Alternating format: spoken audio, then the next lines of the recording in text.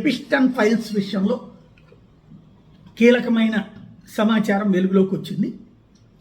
ఇందులో ట్రంప్తో పాటుగా మరికొంతమందిని జాగ్రత్తగా సైడ్ చేశారా?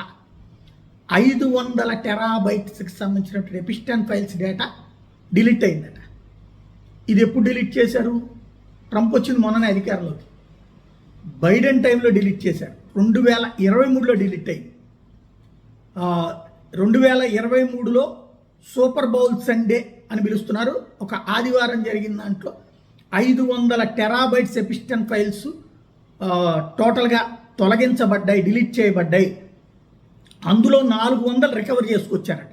400 టెరాబైట్స్, ఇంకా 100 టెరాబైట్స్ రికవర్ చేయడానికి ప్రయత్నిస్తున్నారు.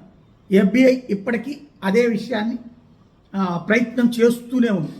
ఇది ఇప్పుడు మనం చెప్పట్లేదు, అమెరికాకి సంబంధించినటువంటి డాక్యుమెంట్స్ చెప్తున్నటువంటి సత్యం.